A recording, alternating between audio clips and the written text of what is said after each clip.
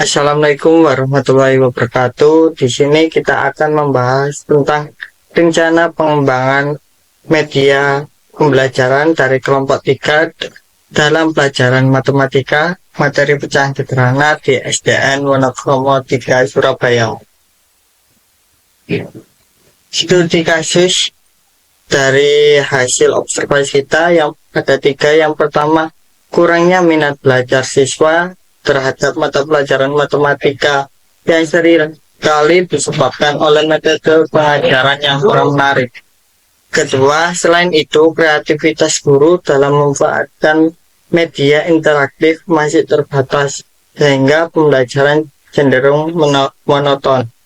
Yang ketiga, penggunaan media pembelajaran juga dibatasi hanya pada kertas dan papan tulis, yang mengakibatkan siswa kurang terlibat aktif dalam proses belajar. Nah, berikut ini adalah profil sekolah yang kita pilih sebagai tempat penelitian. Untuk namanya sendiri yaitu SDN Wonokromo 3 Surabaya. Kelasnya kita ambil kelas 5B. Untuk jumlah siswanya terdapat 35 siswa. Alamat sekolahnya Jalan Karangrejo, Sawah, Gang 11, nomor 1, Wonokromo, Kecamatan Wonokromo, Surabaya, Jawa Timur dengan kode pos 60243 dan koordinatnya tertera pada PPT. Nah, ini adalah foto sekolah. Sebelah kiri saya terdapat foto dalam sekolah, terdapat lapangan sekolah dan ruang guru dan ruang kelas. Sebelahnya lagi adalah tampak luar sekolah yang terdapat pemukiman warga dan bisa diakses oleh kendaraan terutama roda 4 atau mobil, dan terdapat penjual kebutuhan alat tulis untuk sekolah. Nah, berikut ini adalah map SDN Wonokromo 3 Surabaya. Kita ambil sekolah ini karena terdekat dengan kampus, sekitar 12 menitan dari kampus, dan terdapat anggota kami yang rumahnya dekat dengan SDN Wonokromo 3 Surabaya. Nah, ini adalah alasan mengapa kami memilih lokasi penelitian tersebut. Yang pertama, keinginan untuk mencoba menerapkan media pembelajaran interaktif dimulai dari tingkat dasar menjadi salah satu fokus utama dari kelompok kami. Yang kedua, pemilihan sekolah dilakukan dengan mempertimbangkan lokasi yang dekat dari kampus, sehingga memudahkan akses transportasi dan yang lainnya. Yang ketiga, selain itu, sekolah yang dipilih memiliki fasilitas yang mendukung penerapan media pembelajaran, baik dari segi teknologi maupun ruang kelas. Yang keempat, pihak sekolah juga menunjukkan sikap terbuka dan mendukung kedatangan kelompok kami dalam melaksanakan penelitian, memberikan kesempatan untuk menguji efektivitas media pembelajaran interaktif dalam proses belajar mengajar. Selanjutnya, fasilitas yang ada di kelas SDN Wonokromo 3 Surabaya. Yang pertama ada proyektor. Proyektor dapat kita manfaatkan sebagai pengembangan media kita. Yang kedua ada meja dan kursi, dan sound system dan mic. Selanjutnya akan dijelaskan oleh rekan saya. Hasil observasi dan wawancara dari kelompok 3 kami, metode observasi penelitian yang dilakukan oleh kelompok kami adalah kualitatif deskriptif, yaitu mengumpulkan data secara luas dan mendalam mulai dari kepala sekolah, guru, dan siswa. Berdasarkan Hasil dari observasi yang kelompok kami lakukan, yakni kelompok 3 di SDN Wonokromo 3 Surabaya, dapat disimpulkan bahwa yang pertama, media pembelajaran yang sudah digunakan ada beberapa hal, yaitu Microsoft Word dan PowerPoint, dan pemutar video animasi dari YouTube saja. Yang kedua, sudah menerapkan pembelajaran interaktif namun belum bentuk aplikasi pendukung. Yang ketiga, kurangnya motivasi dan semangat belajar peserta didik, khususnya pada mata pelajaran matematika. Oke, selanjutnya kita akan memasuki bahan ajar. Dalam penerapan media pembelajaran interaktif, berbagai kegiatan dirancang guna menunjang peserta didik mencapai kompetensi yang diharapkan. Pembuatan bahan ajar sendiri dirancang sebagai panduan guru dan juga peserta didik dalam mempelajari konsep dasar pecahan. Materi yang disajikan tersusun secara sistematis dan menarik, yakni kolaborasi dengan menggunakan media pembelajaran interaktif berbasis aplikasi komputer. Dengan bahan ajar yang disusun, diharapkan peserta didik dapat memahami konsep dasar pecahan dengan baik dan mampu menerapkannya dalam kehidupan sehari-hari. Di dalam bahan ajar sendiri, terdapat 4 poin penting, yakni 1. Standar kompetensi, yaitu 1. Memahami pengertian bilangan pecahan. 2. Operasi hitung bilangan pecahan. 3. Pengukuran. Poin kedua, kompetensi dasar. 1. Melakukan operasi hitung bilangan pecahan dengan penyebut sama. 2. Menerapkan konsep pecahan dalam aktivitas sehari-hari. 3. Membandingkan pengukuran nilai dari 2 pecahan. Poin ketiga yaitu indikator. 1. Peserta didik dapat menjelaskan konsep dasar pecahan. 2. Peserta didik dapat melakukan penjumlahan pada bilangan pecahan. 3. Peserta didik dapat melakukan pengurangan pada bilangan pecahan. 4. Peserta didik dapat melakukan perkalian pada bilangan pecahan. 5. Peserta didik dapat melakukan pembagian pada bilangan pecahan. 6. Peserta didik dapat menyajikan nilai pecahan dalam bentuk gambar. 7. Peserta didik dapat menyelesaikan kasus yang terjadi dalam kehidupan sehari-hari. Poin keempat adalah tujuan pembelajaran. 1. Peserta didik mampu menjelaskan arti pecahan. 2. Peserta didik dapat membandingkan dan mengurutkan berbagai jenis bilangan pecahan. 3. Peserta didik dapat menyajikan nilai pecahan dalam bentuk gambar. 4. Peserta didik dapat menggunakan berbagai model atau alat ajar untuk menjelaskan konsep bilangan pecahan. 5. Peserta didik memiliki minat dan rasa ingin tahu akan materi bilangan pecahan. 6.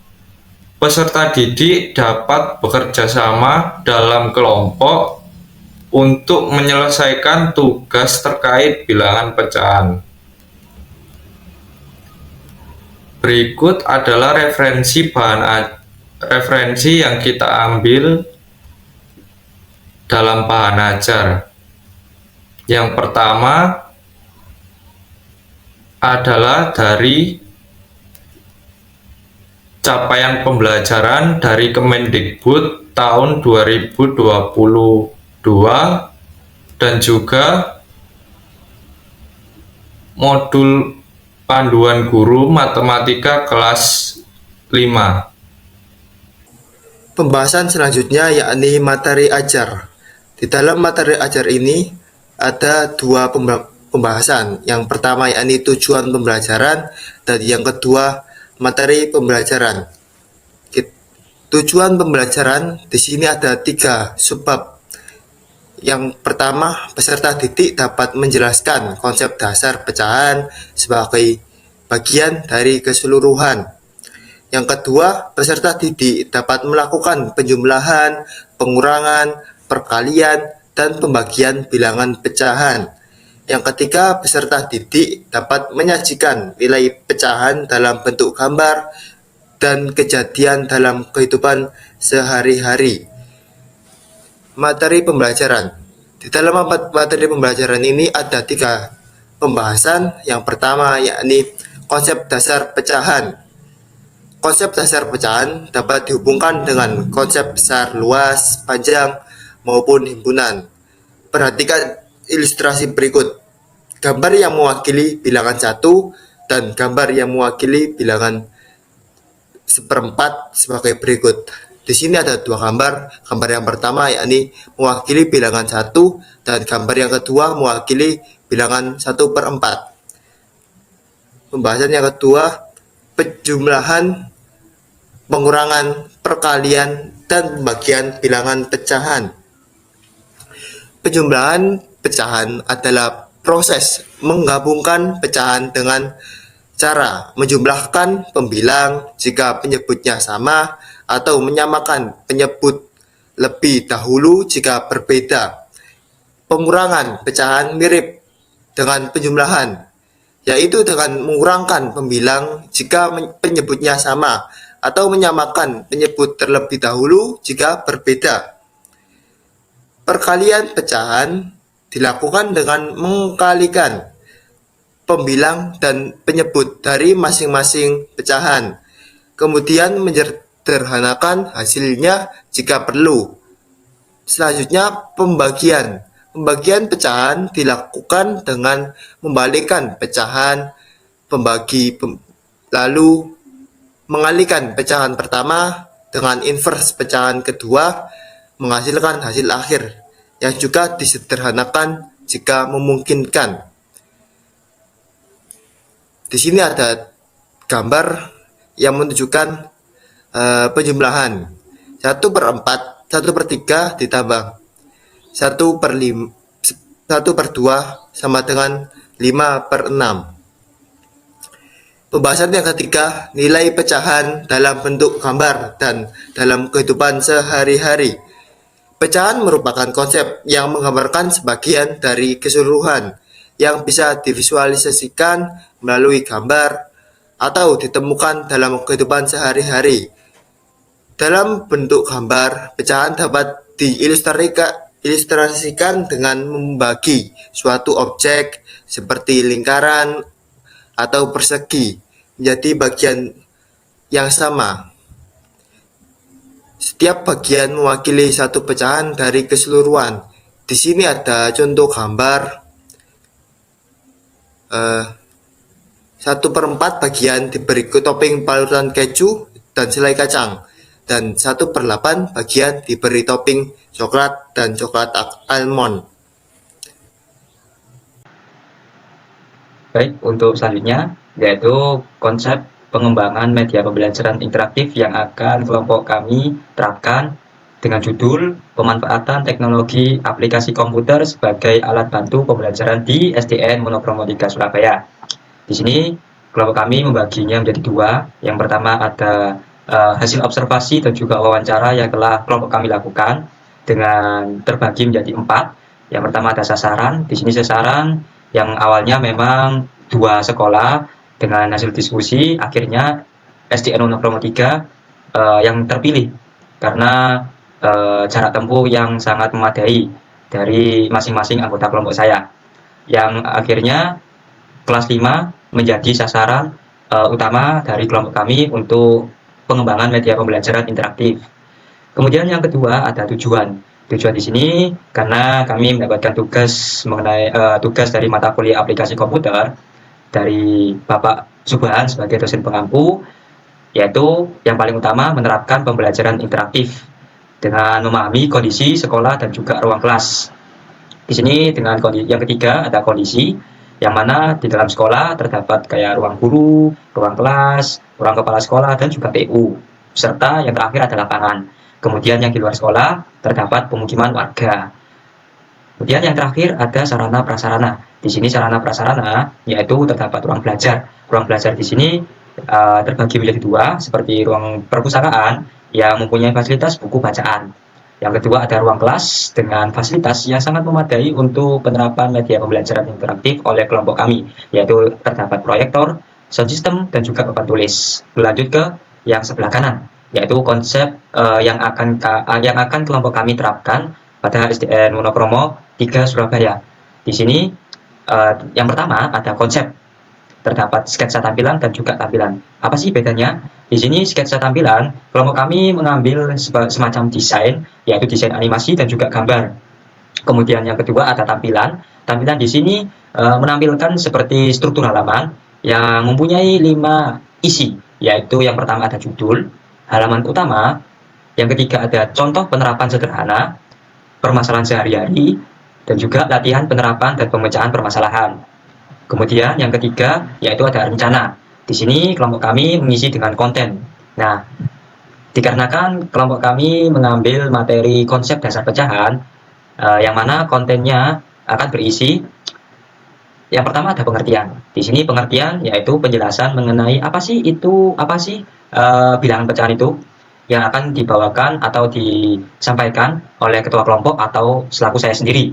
Kemudian yang kedua ada memahami konsep dasar, yaitu proses pemahaman konsep dasar pecahan yang akan disampaikan oleh anggota pertama saya. Kemudian ada contoh penerapan sederhana, yaitu pemberian studi kasus yang sederhana yang akan disampaikan oleh anggota kedua dan juga anggota ketiga. Kemudian yang ketiga ada permasalahan sehari-hari. Di sini pemberian studi kasus dalam aktivitas sehari-hari yang akan disampaikan oleh anggota keempat.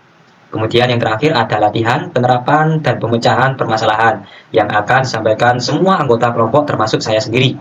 Kemudian di sini terdapat tujuan pembelajaran. Tujuan pembelajaran itu sendiri, kelompok kami membaginya menjadi 3. Yang pertama ada siswa dapat memahami konsep dasar pecahan. Kemudian yang kedua, siswa dapat menerapkan konsep yang sudah diberikan oleh kelompok kami dan juga anggota kelompok yang sudah diterapkan oleh kelompok kami. Kemudian yang terakhir, ada siswa dapat menganalisis permasalahan baik itu yang sederhana ataupun dalam aktivitas sehari-hari. Yang terakhir, ada evaluasi. Di sini evaluasi kami pecah menjadi 2, yaitu pembelajaran dengan sasaran siswa itu sendiri, bagaimana respon siswa terhadap metode pengajaran terkait materi yang sudah disampaikan.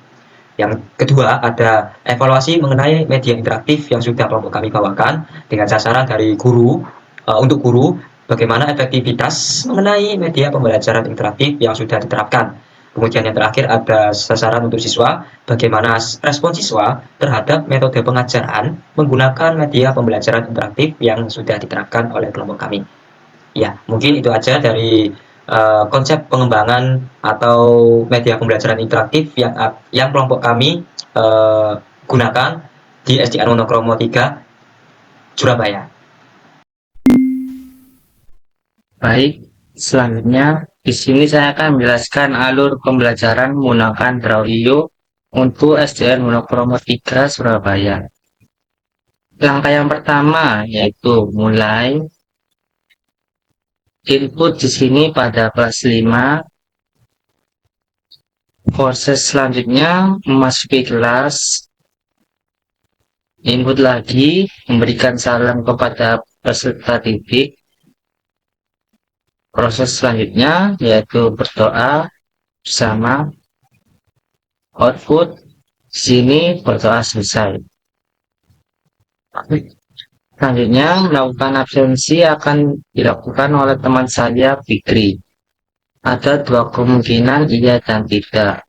Untuk iya bagi peserta didik yang hadir, dan untuk tidak bagi peserta didik yang tidak bisa hadir. Untuk peserta didik yang tidak bisa hadir, proses selanjutnya yaitu menanyakan materi dan tugas ke temannya. Proses selanjutnya lagi belajar di rumah secara mandiri.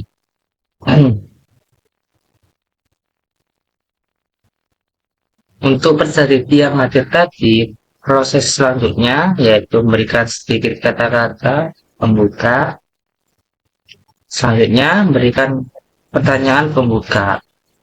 Di sini ada dua kemungkinan iya dan tidak. Untuk iya bagi peserta didik yang bisa menjawab, dilanjut bermain soal pecahan. Dan untuk tidak bagi peserta didik yang tidak bisa menjawab, proses selanjutnya yaitu mengamati jawaban teman yang bisa menjawab tadi. Proses selanjutnya yaitu bermain soal pecahan. Setelah itu, di sini proses selanjutnya menerangkan materi pecahan yang akan dilakukan oleh Tajudin dan Yazid. Di sini kita melihat respon siswa, ada dua kemungkinan, iya dan tidak. Untuk iya, bagi peserta didik yang mengerti, proses selanjutnya yaitu membentuk sebuah kelompok. Untuk tidak, bagi peserta didik yang tidak mengerti, proses selanjutnya yaitu menjelaskan kembali apa yang tidak dimengerti yang akan dijelaskan oleh saya, Rafli. Input selanjutnya yaitu siswa dapat mengerti. Setelah itu, proses selanjutnya membentuk sebuah kelompok.